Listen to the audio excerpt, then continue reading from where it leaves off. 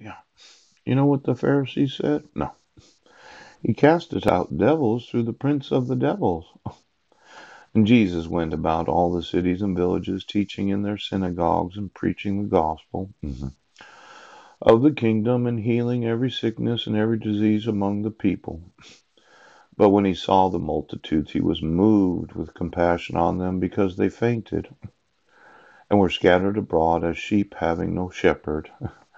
And then verse 37, then saith he unto his disciples, the harvest truly is plenteous, but the laborers are few. Pray ye therefore the Lord of the harvest that he will send forth laborers into his harvest. Now, I kind of like this concept of sending forth the laborers. It could be that a large number of persons throughout the world they don't really believe in Jesus. And I was thinking, well, should it be evangelism? Should it be a revival? Should it be missionaries? I mean, really, what is a laborer that's out there? There's this harvest available, and the laborers are few. Now, this harvest, yeah,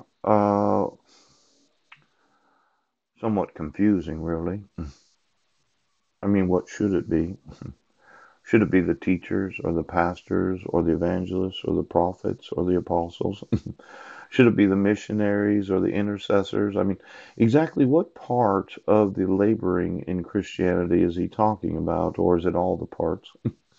If I had a large amount of money, I probably could affect Christianity.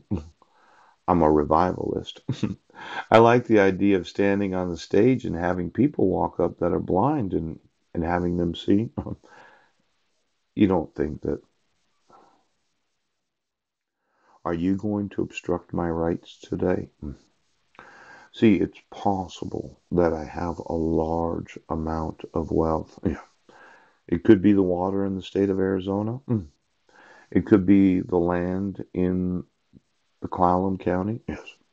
Then there's this big question of Edward Budnick and his giving birth to Paul Douglas Budnick and Clara. Was there a birth certificate of my deceased father that identified both parents as having the last name Budnick? Was a marriage license necessary in 1953 to be able to say that you're the parents? Did my own grandfather falsify a documentation so that no. Well, why don't you get me the birth certificate of Paul Douglas Budnick? I'd like to know if it says Clara Budnick on the birth certificate. Now, I'm wanting to sue pretty much every state of the United States for being complicit in one of the nation's largest frauds. Yes, where you as a nation decided that you would deprive me of my assets because of your refusal to enforce the laws. Now, let's say you're an exotic woman from a foreign nation and your breast size is very large. You could volunteer to have sex with me and make babies, or you could volunteer to be a laborer in the harvest. I think the spiritual giftings of each and every individual in the body of Christ are very important. I spent a lot of money and a lot of time finding out who I am in Christianity. And then there's these spiritual gifting tests. Yes. Don and Katie Fortune. Then there's the uniquely you. Yes. I'd like to talk to Marilyn today. I could be obstructed. Yes. From actually having effect on Christianity. Yes.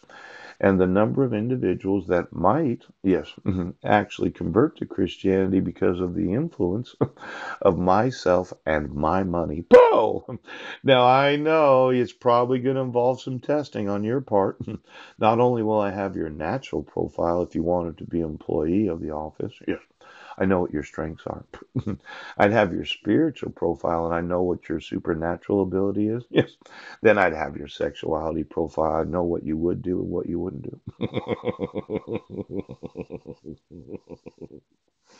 For those that are exotic from other nations of different ethnicities that happen to look like very attractive women.